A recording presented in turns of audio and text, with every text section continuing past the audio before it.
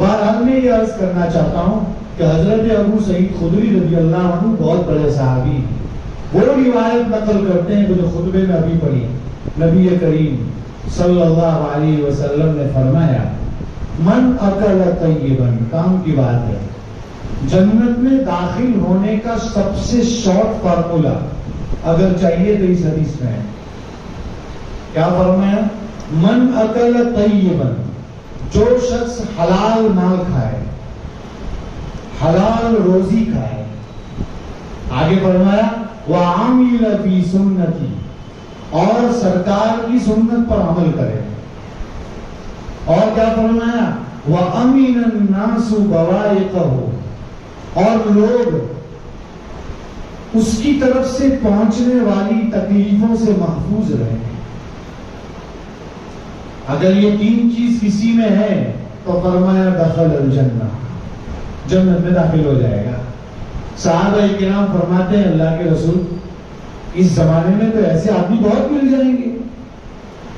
پاک صلی اللہ علیہ وسلم نے فرمایا جی ہاں ملیں گے, اور آگے بھی قیامت تک اکا دکا چند لوگ ایسے ملتے رہیں گے آپ کو. میرے بھائیوں, تین چیزیں ہیں, تھوڑی تفصیلی نظر ڈالتے ہیں اور بات کو ختم کر دیتے ہیں. پہلی چیز من اکل طیبا, حلال مال کھانا. دوسری حدیث میں آتا ہے اللہ تعالی پاک ہے اور پاک چیز کو ہی قبول فرماتے ہیں. ان اللہ تعالی طیب لا يقبل الا طیبا, وہ قبول کرتے ہیں لیکن پاک اور صاف چیز ہی. آج کل مسئلہ کیا ہے, حرام چیز کھاتے بھی ہیں, لوگوں کو کھلاتے بھی ہیں, اور کوئی کہتا ہے کہ بھائی یہ حرام ہے تو کہتے ہیں میں آپ کی قبر میں تھوڑی آنے والا ہوں اور آپ میری قبر میں تھوڑی آنے والے ہیں, پتہ نہیں وہ کیا کیا کہتے ہیں. میرے بھائیوں, حلال مال کی بہت اہمیت ہے. پیٹ میں جب حلال مال چلا جاتا ہے نا, حلال لقمہ چلا جاتا ہے نا, تو میرے بھائیوں نمازوں میں دل نہیں کرتا, نماز سے محروم ہو جاتا ہے. جتنی بھی چیزیں کرتا ہے پتہ نہیں سب چیزوں سے اس کی جان ختم ہو جاتی ہے. یہ حلال لقمہ نہ ہونے کا نقصان بتا رہا ہوں. حرام لقمہ آج کل لوگوں نے اس کی سنگینی کو سمجھا نہیں کہ حرام لقمے کے کتنی وعیدیں, کتنے نقصانات ہیں. آپ جانتے ہیں کعبۃ اللہ دیکھا ہے سبھی نے, اور جنہوں نے نہیں دیکھا ہے اللہ تعالیٰ دیکھنا نصیب فرمائے. بہت بڑی چیز ہے, بہت بڑی جگہ ہے, بہت مقدس جگہ ہے.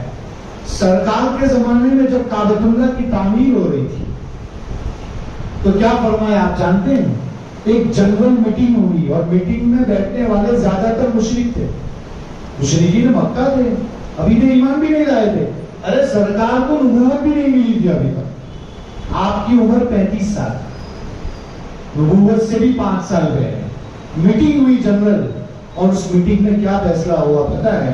کعبہ نیا بنانا ہے, دوبارہ اس کی تعمیر کرنی ہے, لیکن اس کی تعمیر کے اندر جو پیسہ لگے گا وہ کسی کا بھی لوٹا ہوا مال نہیں ہونا چاہیے, کسی کا بھی حرام مال نہیں ہونا چاہیے, بلکہ فرمایا کہ جس کے پاس حلال کمائی کا پیسہ ہو وہ لائے اور اسی سے ہم جو ہے کعبۃ اللہ تعمیر کریں.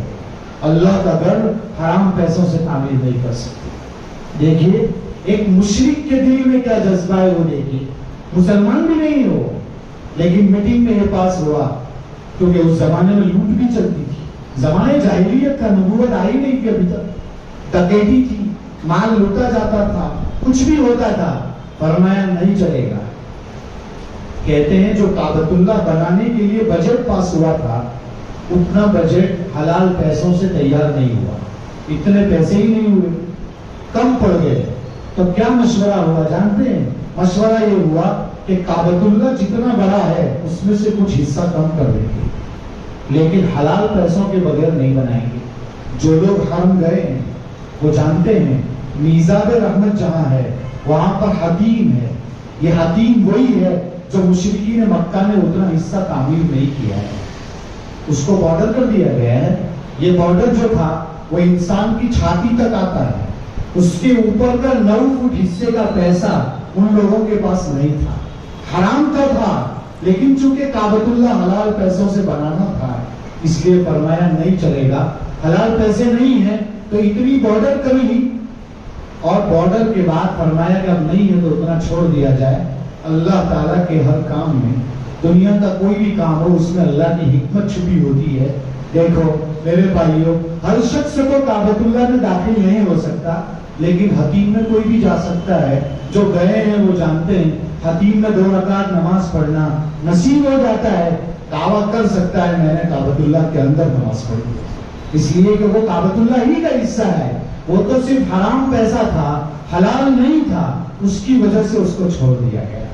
لیکن مجھے یہ بتانا ہے میرے بھائیوں، ایک مشرک کا یہ جذبہ ہے کہ حلال پیسہ نہ ہو تو اللہ کا گھر تعمیر نہیں ہو سکتا. آج کل لوگ کسی بھی کو بھی سلا دیتے ہیں، کہیں سے بھی مال لوٹ لیتے ہیں، اور پھر یہ ذہن یہ بن گیا ہے کہ اس پیسوں کو بس کوئی مسجد بنوا دو، کوئی مدرسہ بنوا دو، وہ حرام پیسوں کا، اور پھر کہتا ہے باقی کا مال پاک ہو گیا. نہیں میرے بھائیوں، پاک نہیں ہوگا. سفیان ثوری فرماتے ہیں کہ اگر کوئی کپڑا ناپاک ہو جائے، اگر اس کو کوئی پیشاب سے دھوئے گا کبھی بھی پاک نہیں ہوگا، اس کے لیے پاک پانی لانا پڑے گا.